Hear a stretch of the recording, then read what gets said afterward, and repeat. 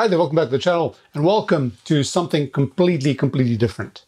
This time I'm not going to be doing a restoration, I'm not going to be doing or starting a new project. Today I'm literally just doing something for fun. And what am I doing? Well, I want to create a solid state version of this guy. This is the EABC80. It's the triple diode triode that is used in the detector stage and the audio preamplification stage of this and many radios. I know that the American equivalent, I believe, is a 6AK8, also a triple diode triode. The point is, I've always been fascinated with experiments you can do with these things, and when you explain how they work and you think, well, yeah, it's three diodes and it's a triode, and a triode sort of can work sort of like a FET. Problem is the voltage levels. And then I found out there's something called a LND 150, which is a high voltage FET, which works in the depletion mode, blah, blah, blah. Things got going and I lost control of I stopped reining in my curiosity. And the result, see if this focuses, is this. This is a triple diode triode on a tube saver socket, just so that I don't mess with the actual tube socket. And the question is, will this work? Or is this just a total waste of time?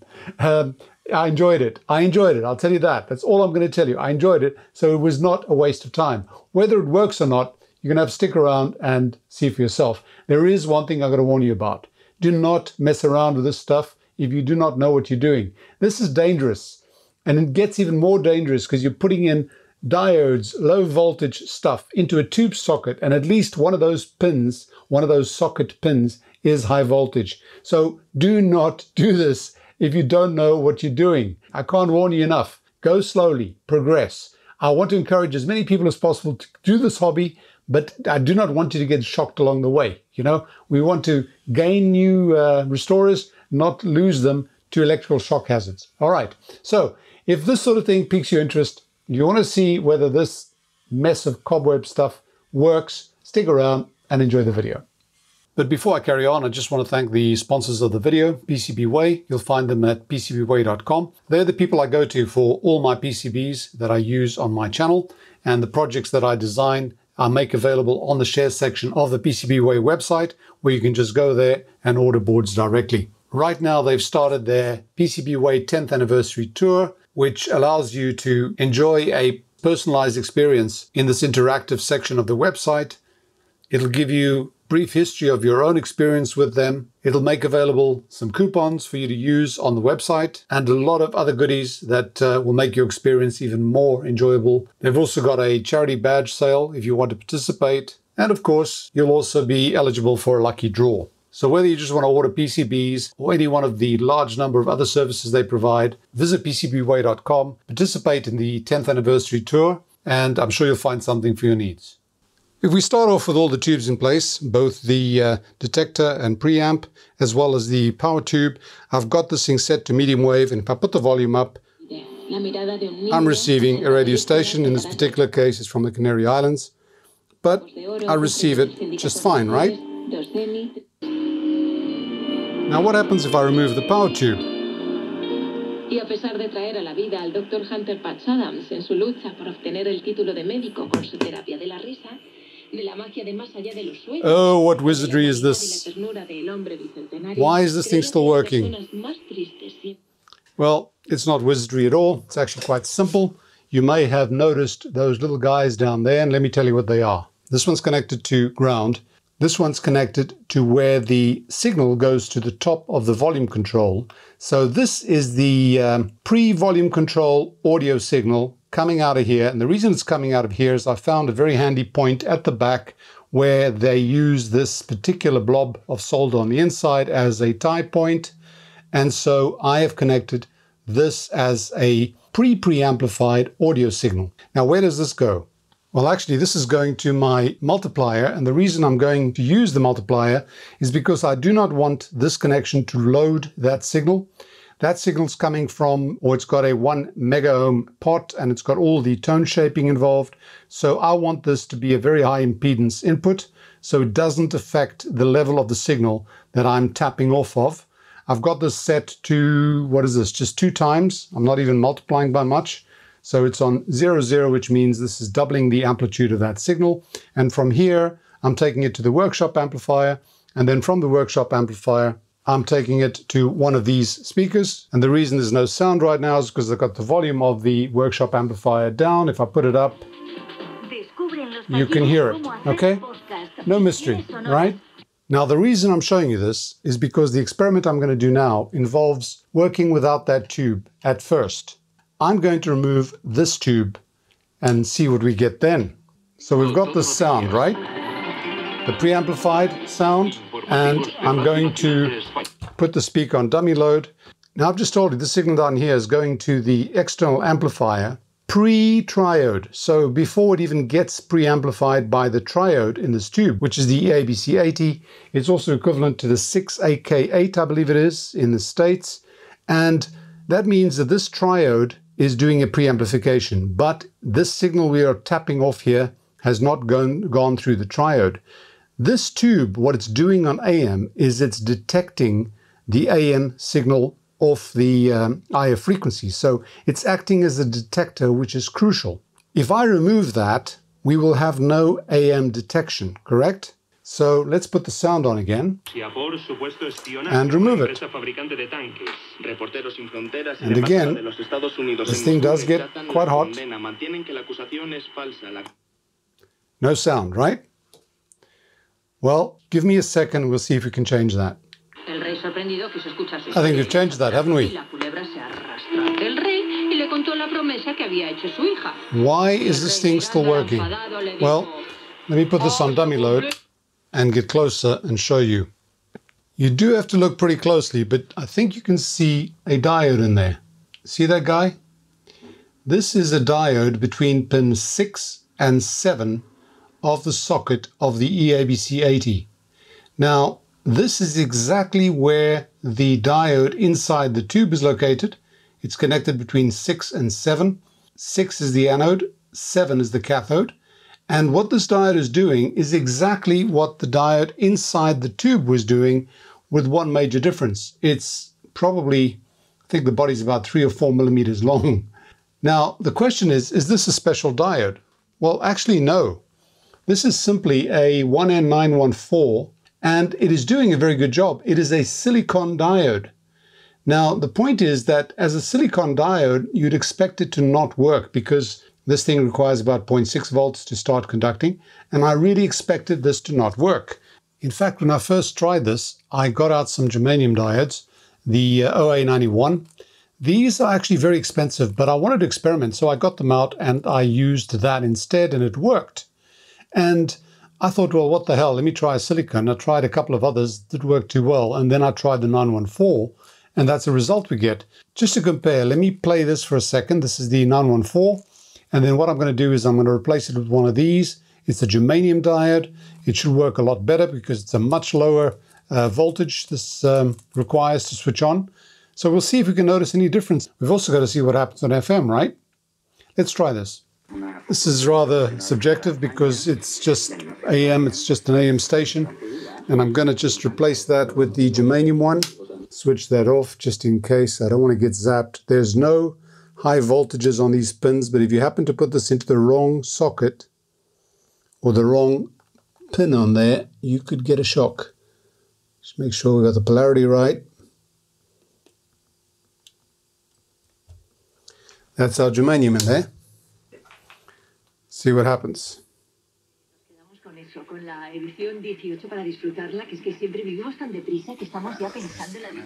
I think, let me put the volume down. I think I detect, got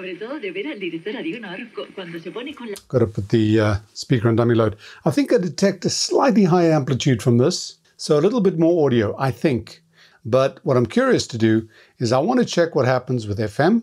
Because remember, FM uses 2 diodes inside that tube.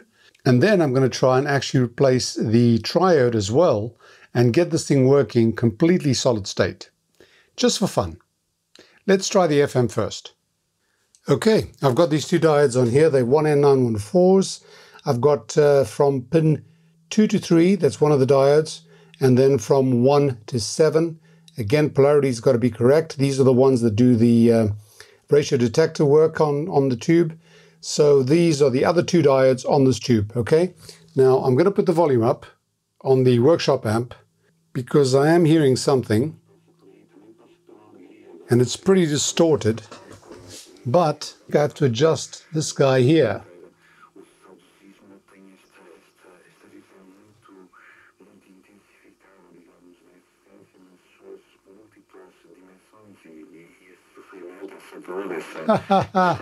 Look at this. Put the volume down a bit. It's coming up.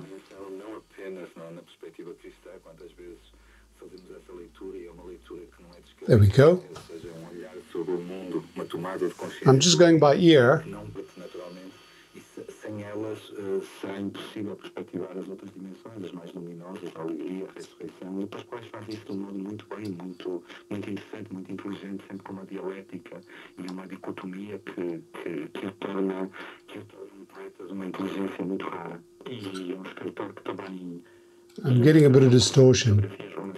São Paulo, Santo Agostinho, São Jerónimo, onde essas perspectivas mistas do sofrimento, mas também da alegria, aparecem bastante. Está quase presente em toda a sua obra, nas grandes biografias, e também na doutrina do saudosismo, esta dupla dimensão, ou estes binómios tremendos, estas ambivalências que o saudosismo introduz. That isn't bad at all. That is not bad at all. And again, put the volume down. Again, these are the silicon diodes. What would be like... Oh, by the way, I had to adjust that because this balance that you do here is precisely to balance the two diodes inside the tube to make sure that you get this thing detecting exactly the right spot. One of the videos I did on that will explain why. But the experiment I want to do next is I'm going to try with the germanium diodes and see if it works any better. Now, the reason this thing had to be adjusted is because the balancing required for these diodes is different to the ones inside the tube. And I'm going to put these guys in here. These are the two germaniums. And I'm going to have to probably balance that again. I'll have to switch it off so I don't get zapped. Okay, two germaniums in there. Let's power this up. I've got it, but again, there's a lot of distortion.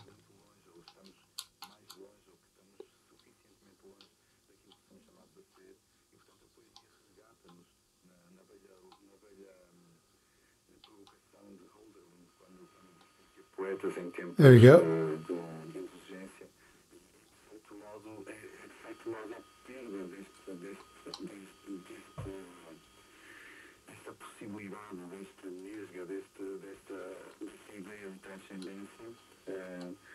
Despoetiza-nos e desumaniza-nos. E fundamentalmente a poesia há de ser, eu creio que seja, um fator de resistência que nos liga muito a este lado com a transcendência e com uma ideia do homem que não caiba naquilo que lhe é dado para existir. Chegados aqui é importante que no ofício lecciones. Let me put that sound off. I think it's the same. I expected this to give me a better result, but I guess it's about the same. Obviously, the balance has to be done so differently because these diodes are very different. These are germaniums after all, but the sound seems to be about the same. It's not what I expected. I expected these germaniums to work a lot better than the silicon ones, but I am glad to know that these guys work well because these things cost a few cents each. The germaniums cost quite a bit more these days. Now, if I can work this whole thing with diodes that cost about, I think it worked out at about 4 cents each if I buy 20 or 30. If I can get that to work, that'd be great. Now, there is the last part of this tube, which is the triode. Without the triode, we don't get any preamplification. Without preamplification, the power tube has got nothing to amplify. But there is something else that I've wanted to experiment for a long, long time. Let me show you the little bugger. This thing here is a FET. It's a DMOS FET, 4 high voltages, and it's an LND 150. Now, I'd heard of this for some time. I bought some. They're not expensive. I can't remember what I paid, but probably less than €1 each. And they are minute, and they work up to about 500 volts. And a lot of people have been replacing 12AX7 triodes with this 1-for-1. Literally, take 2 of these things and replace the triodes in the 12AX7, and the thing works. And some guitarists say they sound better with this than with the tube. I would probably have a lot of people arguing that, but doesn't matter. I just want to see that this works. And that's the final stage of this little experiment. I want to put this in there. I want to see what it takes to bias this, because we have a little bit of a problem here. This is a FET that works both in depletion mode and enhancement mode. So it works both with negative gate to source voltages and positive gate to source voltages. And with the tube, we normally use negative gate to source voltages. But in this case, we don't have a fixed bias voltage at the grid of that guy. You know, that works with grid leakage, and I'm not sure that this thing will work with grid leakage. So we have to try something else. So what we've been trying to replace is this guy over here. It's the EABC80, and we have quite a few parts in here, as I have mentioned. We've got a diode over here. This is the one diode that we replaced, which looks something like that. Another diode here and another diode here. We'll just draw them in. And those are the ones that are dealing with the detection, both the FM and the AM. Now we've got the other part of this tube, which is this section over here, which is the part that I consider the most difficult to replicate, but we'll find a way around that. Let's have a look at this closely. So what we've got over here is just a triode. Now this triode might look a little bit complex in this context, but if we follow it closely, it's actually very simple. And we can actually redraw this to make it simpler still. Let's look at this closely. We've got the triode with its anode, its grid, and its cathode, right? Now this is no different to a triode in a EABC80 or something like that. Obviously the characteristics are proper to it, but the way this is configured is actually pretty similar. And we can look at it one step at a time. We can look at the cathode, for example, over here. This cathode is connected to here, to there, and to there. So this cathode is grounded. Now, if we want this tube to work, we need a negative or a control voltage across the cathode to grid, which is over here. And this grid voltage, this negative bias, negative voltage that will bias this tube, is provided, if we look at it over here, if we follow this line, we've got this over here and we follow it all the way down, and we see this section over here. Now, what is this over here? Well, it's actually the capacitor where the audio comes through. This is the DC blocking capacitor, and it comes from the potentiometer. Okay, this is the pot over here. The audio comes in there, and then part of the audio goes in that way, right? Now, how is this thing biased? Well, it's got this resistor over here, which is interesting because this resistor is a very, very big resistor. This thing is 10 megohms. And the reason this biases the tube is that because it's such a big resistor, any small current, any few electrons that actually appear at the grid that want to go to ground will create a negative voltage. So this does a sort of self-bias of this grid leak bias, and it actually works because it creates those probably 1 volt or something that this thing needs across here, negative, to make this tube controllable, to make this tube work as a triode. The other way you could do that is you could get rid of that and you could put a fixed DC voltage in opposite polarity. So across from cathode to grid, negative to the grid, and give it like -1 volt or -0.5 volts, or whatever it is it needs, and it could work because the DC condition would not affect the audio. You remember the audio is sort of coming in here, right? From the potentiometer, and then it's getting amplified and the audio is now going to come out of the anode. And where does it come out of? Well, it comes out of here, and it's present over here, and it's drained off or taken off through these capacitors over here. And obviously there's all the tone shaping and all that, but this is where the audio is, and it needs a anode or a plate resistor from the B+. And this is where it is. Forget about this guy. This is just to remove RF. It's a very, very small capacitor. But this one over here is interesting because we've actually got a B+ over here, and we know this is about 225 volts from over here, right? Comes from here, there it is, over there, it goes to there, and then it comes to here, and of course it gets to this point over here, right? Now there's 225 volts, but This 225 is not really it's not going to be the anode voltage, because there's another stage here. There's another RC stage, and this is a 0.1 microfarad capacitor, which actually, for very small currents, which is what this triode is drawing, is not bad. It's actually a filtering capacitor. So there's a resistor over here which drops the B plus to another B plus, which is sort of filtered through that. And then this is really our anode resistor over here. Now, from the schematic, we know what the values of these are. So we can actually draw this in a more simplistic way to understand what it is we're trying to replicate with that little bugger, that little LND 150. Let's have a look at what it is we are trying to do. This is really what we have over there. If we redraw it and you think about it, we've got our triode, we've got the cathode connected to ground, we've got the grid with a grid leak resistor here of 10 meg to ground, we've got that DC blocking coupling capacitor from the wiper of the pot to the grid, so the audio comes in here and it gets to the tube. This thing here gives it the cathode grid to cathode negative bias, and then we've got the audio over here coming out as audio out.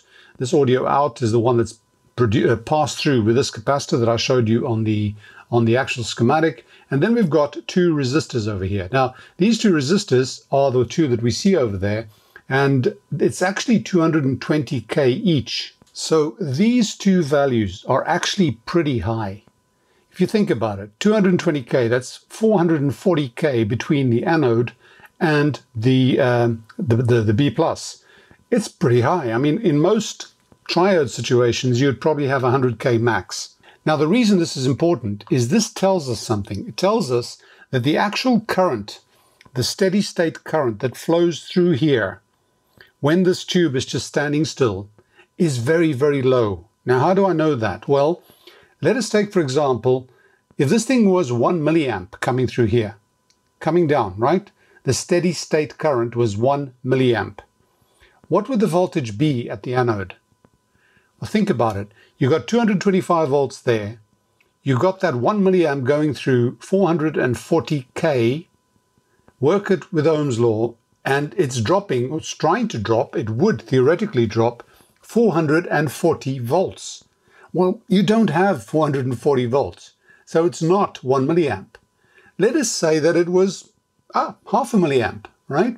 If it was half a milliamp being pulled through this tube, all the current coming into the anode is leaving the cathode, right? There's no current going in here really, except a few electrons that are giving the bias on that very, very big resistor. If you've got half a milliamp, then you've got this thing dropping 220 volts, which means the voltage over here will be 5 volts. You can't make up volts. This is 225, that's the maximum supply that you can get from this in this stage. If you drop 220 volts, all you got is 5 volts. That means that this thing here, this audio, when it comes in, it's going to clip straight away. It's going to go up. I mean, when the audio, when the signal goes down here, goes up there, so that'll be fine. It can go up very high because it's sitting on plus 5 volts, right? Now, the minute this thing goes up and this thing goes down, it's going to hit ground. It's going to block, so you're going to get clipping. So it is not half a milliamp. So what current is flowing through there? Well, we actually get told what it is. And the information we need is over here, 0.4 milliamps, depending on whether it's FM or AM. But let's take this 55 volts, 0.4 milliamps, and go back to our circuit. So we have 0.4 milliamps coming through here. What voltage theoretically should we get there? Well, we do Ohm's law again, and 0.4 milliamps over 440k comes to about 176 volts. And if you subtract that from 225, you get 49. So you see, we've got a lot more information than we actually thought we'd get from that schematic. Now, we are trying to replicate this with a little FET. And what is a FET? Well, we can actually take this component, the FET, and compare it directly to the triode. What we have here is, instead of the grid, we've got the gate, which I always get mixed up. Instead of the cathode, we've got what they call the source. And instead of the anode or plate, we've got the drain. Now, the problem we have here, well, there's two problems. If I take this thing and literally replace it in there, my first issue is I don't have a way of getting negative voltage between the gate and the source, because this system over here doesn't really work for my FET. We don't have electrons being heated up by the heater it gets heated up at the cathode and they sort of float into the air, and some of them just hit the grid by chance and then they have to leak off, and because they have to leak off, they create a negative voltage. So we can't do that. So if I take this guy, just get rid of it, and put this one in place, I can actually do that, but I have to apply a little bit more wizardry to get this thing to bias. And the way to do that is actually not that difficult.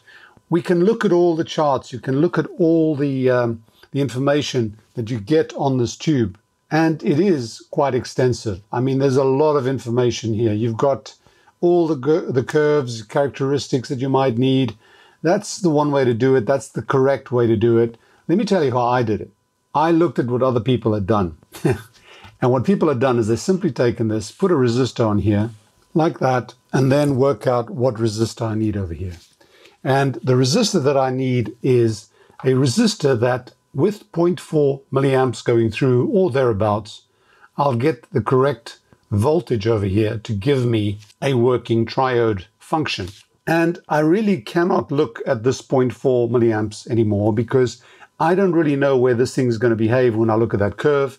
So the way to do that, the way I did that, is I put in a decade resistor box and started altering this till I got audio coming out, good audio coming out. Simple as that. And what I found was, with this particular FET that I've got, the value was 10K. Actually, it was 9 point something K. I tried 10K, that's fine. That works perfectly well because I've got my ground reference to the gate through this resistor. That works fine. This thing doesn't really draw current, so it can be as high as 10 meg, no problem. But I needed that in place. And the way I can do this now is I can actually just add a 10K resistor to the source leg of this FET before I plug it into the socket. Makes sense, right? The other thing I have to forget about is this voltage. With the 10K going in here, I'm not going to get 0.4 milliamps to get this thing to work properly. So the logic was, adjust this till this works properly. Don't change anything else. I don't want to play with the rest of the circuit. I don't want to mess with that radio. I want to put something into the socket and have it working, okay? So don't mess with anything else. Figure out the one component you know you need, which is this source resistor. When it sounds good and you get the right signal, leave it. What voltage do we get over here? Well, it depends. If you look at the SPICE simulation of this, it tells you it would probably be something like, I think it was 85 volts. In fact, when I measured it there, it's a lot higher, but it doesn't make any difference because all it means is that this FET is creating the amplification that I need from here to there with a lot less steady state current coming through. And I know it's a lot less because this voltage is higher, and if this voltage is higher, that resistance stays the same, so the current must be smaller, right? Same resistors, a higher voltage, so there's less voltage drop, so less current. It doesn't make any difference to me. So I'm going to put that into that little socket. As I've explained it to you, the only thing I'm going to put in there is this thing and a 10K resistor, and we'll see if it works, okay? And we'll listen to it. We'll now have to put in the EL84 tube because obviously what we'll be getting is a signal over here, amplified obviously from there, and it'll go through all that stuff, and it needs the EL84 tube to pump out the audio through the speaker. Right, let's set that up and see what we get. All right, folks, the moment of truth. This looks like a cobweb. Let's see what we've got here. I've decided to do it on one of these socket savers so that I didn't mess around with the actual tube socket. I have to plug in these slightly thicker wires because the actual wires or the leads of the components are very thin and they don't really fit in there. So I put this, 0.8 millimeter piece of solid wire, and then I soldered all the respective components to it. So here I have the 1, 2, 3 diodes correctly oriented. You've got to be careful with that. I've got the LND 150, again, must be correctly oriented. This thing is looking at the flat side. It is the source, the gate, and the drain. So the drain goes to the anode connection, which is pin 9. The gate goes to the grid connection, which is pin 8. And the source goes to the cathode connection, which is pin 7. And between pin 7, between the source and pin 7, I've got this variable trimmer. It's set to about 10K at the moment. It's a 22K trimmer. I want to do an adjustment on the scope with audio coming into the phono input just to see what the best result will be on the biasing. These effects are notoriously different one from the other, so the biasing for one may not work for the other. That's the problem with FETs and MOSFETs in some cases. So I decided to do this. If I ever wanted to make this permanent, I would measure it and then replace that with a fixed resistor.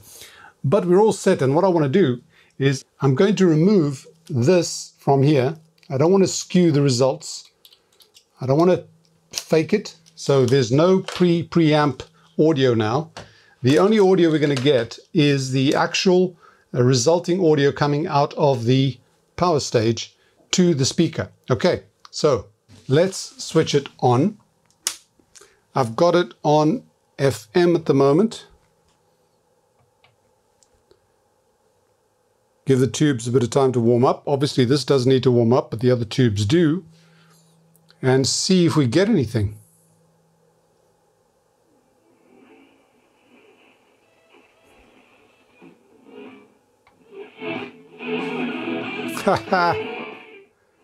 We certainly do. Let's try medium wave. I have to change the antenna for medium wave. Yep, certainly works. Back to FM. Oh, this thing with changing the antenna at the back is a pain. Just tune it in.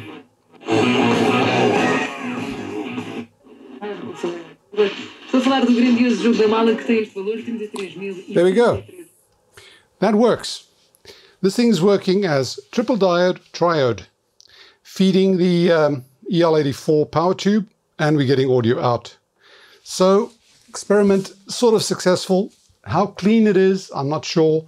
And I want to see now what happens if I feed a signal into the gramophone input and then look at the result on the scope. Remember, from the gramophone input, it's going to be going through the triode, the preamp, and then the power amp, and I can adjust the bias, try and get the best sine wave. I'm going to feed a 1 kilohertz tone and see what we get. I'm actually quite chuffed. I'm very chuffed. Right, another moment of truth. I've got the signal coming in. It's a 1 kilohertz tone. From the signal generator into the gramophone input, I've got TA selected, and if I put the volume up, let's see what we get. Ah, beautiful. Let me put the speaker on dummy load now, so we don't have to listen to it. And I'm going to put that up to about, it's about 500 millivolts RMS at the moment. Drop that. Now we'll see what happens when we play with this thing. I've got to be careful. There are high voltages over here, so I'll warn you again, if you don't know what you're doing, watch someone crazy like me or Electro Boom do things and don't do them. Let's try dropping it, lowering it. I remember when I experimented with the fixed resistors, yeah, got to a point where it was not working, and that's the point over there. Now, if I increase it, what I'm actually doing is just increasing that source resistor. This thing moved. It doesn't seem to get any different. So it seems that after about 10K, it stays constant. There's obviously a limit to how much you can do. But this is good because it means they'll probably behave fairly similarly when you have them biased to a certain level, which is a good sign. Okay, good stuff. I'm so chuffed with this. I'm not going to try a frequency response or anything like that. I'm just so chuffed with this that it's such a stupid little experiment, but it's given me so much satisfaction, I just can't tell you. Oh, there's one other thing I want to do while I've got the scope up. I'm going to see just how clean the FM detector works. Let's try that. So I'm back to my little sub 3. I'm going to put a signal out at 98 megahertz and tune it to 98 megahertz. I'm just going to leave this lying on the side here near the antenna. It should be enough to pick it up. Let us see.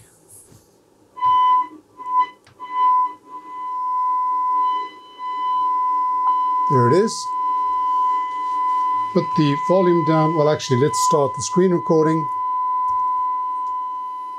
speaker on dummy load. We can see the tone on there.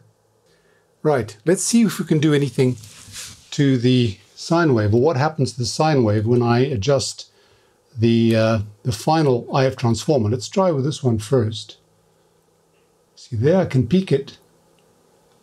Remember, these diodes are different, and in fact, when I put them back on here, back on there, I might have mixed them around. So, you know, I might have the AM detector one where the FM is, or whatever. Now, that's peaked, and now let's see what happens here. Remember, this thing was sort of, see, balance and balance out. There's a small peak there. This is it. You can simply adjust it and peak it just like you would with a tube. I can't tell you just how fascinated I am. I'm like a little kid who got his little electronic toy. You know those kits that you used to get with 101 circuits, and you'd just plug things into, actually, ironically, you plug things in here as well. Slightly different danger levels here, but I'd plug these things into these little springs and you get circuits to work. That's how I feel right now, and I'm 60 years old. Amazing, amazing stuff. This is a great hobby. Right. So in summary, what is it that I've achieved? Absolutely nothing, because these things, these EABC80s and 6AK8s are probably not going to go anywhere for a very long time, so replacing them is really not a big deal. They aren't that expensive. I got these, I don't know, probably about 8 or 10 euros, and I'm sure you can get them cheaper than that if you're lucky enough to live in a country that has swap meets. You probably get them dirt cheap. So it's not a question of cost, this is just curiosity, and my curiosity has been satisfied. I got a lot of pleasure out of it, and if you wanted to do this, if you actually did find some crazy reason to replace these tubes, you'll be amazed at how small that thing can be. I mean, these diodes, SMD versions of 914, 1N914, are available, and they are minute. They're really, really small. The actual LND 150 comes in SMD version. I got some. They are minute. And of course, you wouldn't need a trim pot. Once you've established what resistor you want, you get an SMD resistor. So you can literally replace this with 1, 2, 3 miniature diodes, SMD diodes, 1 miniature resistor, 1 SMD FET, and that's it. And you cover that up with a bit of 3D printed cover on the tube socket, and you've got yourself your triple diode triode in SMD version, solid state SMD version. Is it worth it? Probably not. Is it cheap?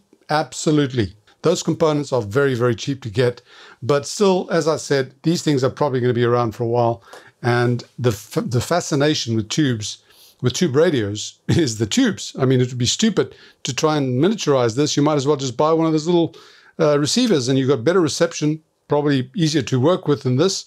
The point is not to replace the tubes. This was just an experiment. So I do hope you've enjoyed that, and I hope you've got some satisfaction from my absolute glee at getting this thing to work. You know, I do have to do different things sometimes. This can get repetitive. You know, rinse and repeat, do another restoration. Some people ask for it. Yes, I understand that. I used to do the same when I was watching other people doing restorations, and they would frustrate me to hell when they sidetracked. But listen, whoever's doing this, in this case it's me, needs to keep this interesting for myself. If I don't find this interesting for myself, believe me, you're not going to find it interesting either. In fact, you won't get videos because I just will give up. I do not like doing things that I don't enjoy. I don't have to, so therefore I will not. And I really enjoy this sort of thing. Coming up is the conclusion of this radio in the final stage of restoration. I did all the back to basics. I'm going to do the final restoration, so I will be doing that. And then I've got quite a few new ones to restore, some that I haven't worked on. I've got another SK25 from BRAUN, which is one of the SK versions I hadn't done before. I've got another BRAUN, which is the early big boxy ones that I need to do. I've got a LOEWE-OPTA, I've got a GRUNDIG. There isn't a shortage of radios to restore. But sometimes I need to take these breaks and just play around for a while. That's what my hobby's about. It's not restoring radios for anybody or on a deadline. The whole point is I've got to enjoy it. And I do hope you have enjoyed it. And if you have, click like, share, subscribe, and all that jazz. And if you want to support the channel directly, you can do so on Patreon and PayPal. Links on the description below. Once again, thanks for watching. And most of all, stay safe.